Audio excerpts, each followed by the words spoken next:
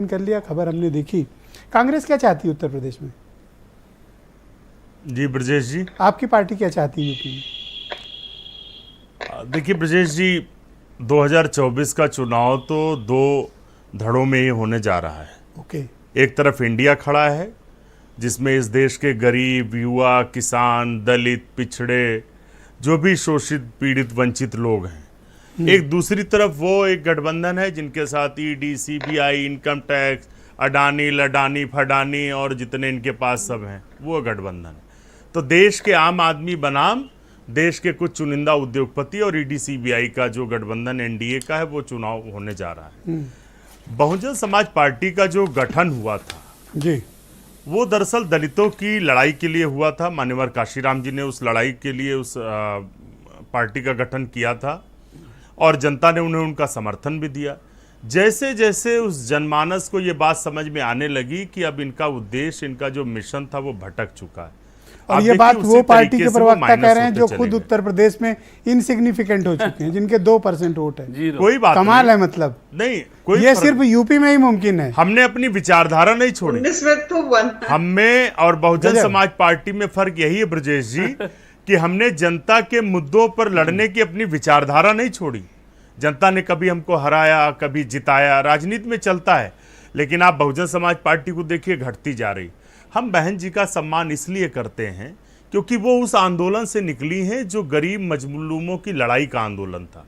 हम चाहते हैं कि वो इस गठबंधन का हिस्सा बने, क्योंकि दलितों की लड़ाई कौन गठबंधन ब्रजेश जी लड़ रहा? तक मायावती को परेशान करने की कोई तरीके कांग्रेस ने सवाल का जवाब दे रहा हूं। और आज आप कह रहे हैं कि आप मायावती को उठाना चाह रहे हैं। ब्रजेश जी, मैं आपके सवाल का सीबीआई लगाई, इनकम टैक्स लगाया, क्या नहीं लगाया आपने मायावती के खिलाफ? अब जनमानस से देख रहा है ब्रजेश जी कि दलितों की लड़ाई कौन लड़ रहा है। इंडिया गठबंधन लड़ रहा। हाथरस में एक बेटी को जब 2:30 बजे रात को हमारी बहन अनिला जी बैठी, 2:30 बजे रात को जलवाया इन्होंने, तब कौन लड़ रहा था? कांग्रेस पार्टी लड़ रही थी, हमारे सांसद लड़ रहे थे, मल्लिकार्जुन खड़गे जी, प्रियंका जी लड़ रही थी, एक एक कार्यकर्ता लड़ रहा था। अब इंडिया गठबंधन लड़ रहा है, तो क्या उनको उस गठबंधन में नहीं आना चाहिए? एक सेकंड अंशु अवस्थी जी, सुनिए, बड़ी चिंता है और दलितों की बड़ी फिक्र है। ये एक बार भी सोचा जब उत्तर प्रदेश में एक दलित प्रदेश अध्यक्ष को आप हटा रहे थे? देखिए, इस बारे में हमारे खरा सवाल है, बुरा लगेगा पर है सवाल। ब्रजेश जी, हमारे एक गांव में कहावत है, हाथी के पांव में सबका पांव। ओके। अब भारतीय राष्ट्रीय कांग्रेस के अध्यक्ष दलित समाज से आते हैं, तो इसके बाद फिर इन सब बातों का औचित्य खत्म हो जाए। हमने तो राष्ट्रीय पद दे दिया है। नहीं, ठीक बात है, ठीक।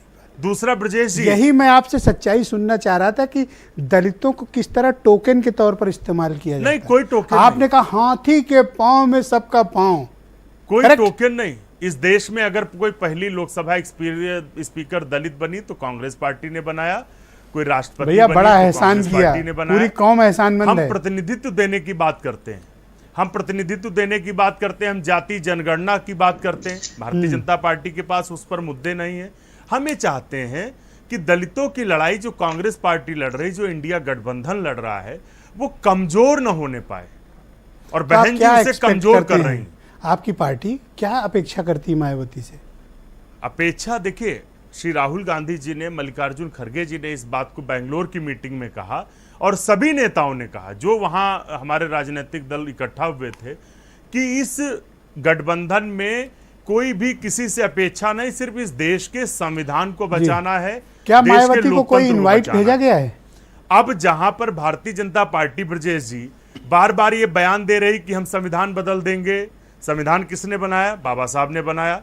बाबा साहब किसके मसीहा है? पूरे देश के मसीहा। दलित समाज उन्हें मानता है। क्या बहन जी को उनका समर्थन करना चाहिए? और मैं तो क्या आपको एक दलित प्रदेश अध्यक्ष हटाना चाहिए? ब्रजेश जी, मैं इस डिबेट में दंग हूं कि अनिला जी मार मार के भगा रहे हैं, लेकिन एमएच खान साहब मानने को तैयार नहीं। मार मार के भगा रहे हैं कि जाओ चाहे जहां जाओ, लेकिन अभी भी हाल देख लीजिए। अरे एमएच खान साहब, सुझाव दीजिए। खान साहब भूखे बैठ लेंगे, पानी पी के पेट काट लेंगे, आपसे हेलो नहीं करेंगे। समाज तो समझ रहा है, समाज तो ये भी समझ रहा है जो आपने किया अभी 4 दिन पहले। ईडी सीबीआई का डर है, लेकिन हम लड़ाई लड़ेंगे ब्रजेश जी। जी बिल्कुल। अगर मायावती जी लड़िए भाई, लड़ना ही तो है। आएगा तो वो दलित है, उनकी भी लड़ाई हम लोग लड़ेंगे। मैं दिल्ली से मेरे साथ जाने माने पत्रकार और पॉलिटिकल एनालिस्ट मुकेश कौशिक जी जुड़ चुके हैं।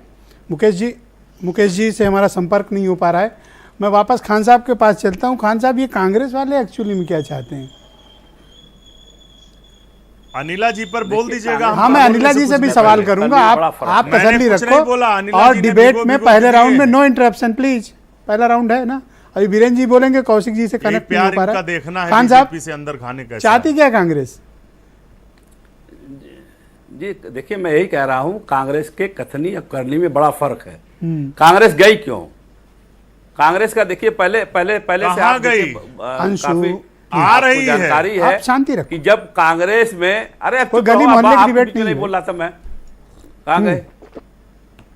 बोलिए खान साहब, कमाल कर दिया। आराम से बोलिए। उत्तर प्रदेश से लेके पूरे देश में जब कांग्रेस के साथ दलित, मुस्लिम, ब्राह्मण, क्षत्रिय सब साथ में थे, तब कांग्रेस सत्ता में आती थी। इन्होंने पहले दलितों पे लात चलाया और उनको किनारे किया, और सच्चर कमेटी जब आई जिसमें 63% बिंदु आया कि जिसमें जो आप दलितों से भी पिछड़ा है मुसलमान, उस पर आपने कोई काम नहीं किया।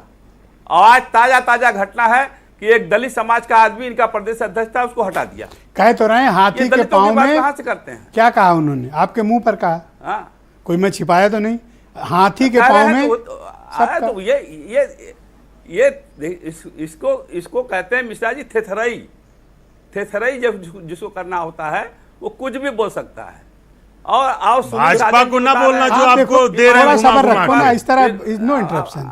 नहीं, मैं आपको टाइम दूंगा, आप अपनी बात कह लेना। प्रयोग कर रहे थे, थेथरई बता रहे हैं। आपने भी तो बोला ना, आपने कोई छोड़ा था उनको। अब आपको सुनने की क्षमता विकसित करनी चाहिए, बीच में इंटरप्शन नहीं करेंगे। खड़गे जी राष्ट्रीय अध्यक्ष बने, मैं नेक्स्ट टाइम आप बोलेंगे मैं आवाज बंद कर दूंगा, आपको बुरा लगेगा। बहुत साफ रूल है, अपनी बारी में बोलो, सब समय देंगे पूरा। पर ये कोई गली मोहल्ले की डिबेट नहीं कि कोई भी कुछ भी बोले। खान साहब अपनी बात कंप्लीट करो आप। जी, जैसे सुनील साजन जी कह रहे अरे अच्छा, अंशु अवस्थी पे तो इतना नाराज हो, अनिला सिंह ने तो क्या नहीं धोया, और सुनील साजन ने तो मतलब लिमिट पार करके आपको 4 बातें सुनाई। इनकी बातें बुरी नहीं लगी, कांग्रेस की बात बड़ी बुरी लग गई। नहीं, देखिए, मैं यही कह रहा हूं कि अभी जो चुनाव 2012 या 14 जो भी आप देखिए, उसके बाद बाई इलेक्शन एक हुआ आजमगढ़ में, उसमें बीएसपी का वोट 39% हो गया। इसको क्यों नहीं उजागर करते आप कि पीछे जा रहे हैं कि हम आगे जा रहे हैं? पीछे नहीं जा रहे हैं, बीएसपी आगे जा रही है। और वहां समाजवादी पार्टी का सिटिंग एमपी था, वो हार गया चुनाव। खान साहब, उसके बाद भाई मैनपुरी में चुनाव हुआ है, उसके बाद भी रामपुर में हुआ है, दूसरी बात खतौली में भी हुआ है। आप क्यों पोल पट्टी खुलवाना चाहते हो? हाँ, नहीं, मैं पोल पट्टी नहीं खुलवाना चाहता हूँ। जितना जिसके पास पोल पट्टी खोलना है खोल ले। तो बताओ नहीं, सुनील साजन आपको राज्यसभा दे रहे हैं, ऐसे जैसे बख्शीश दे रहे हो। कैसी भाषा थी ये इनकी? ये बताइए, जब बीएसपी का और सपा का गठबंधन हुआ था तो आपके कैमरामैन लेके कैमरा घूम रहे थे। मायावती जी एको बार गई अखिलेश यादव के दरवाजे पर? नहीं गई। पूरा का पूरा समाजवादी पार्टी आ गया बहन जी के दरवाजे पर, दम है बात, और सारी शर्तें मानने को तैयार, और उसके बाद भी 5 ही सीट पाए। अभी वो वाला वीडियो भेज देना सुनील साजन को। कहां अपने आप?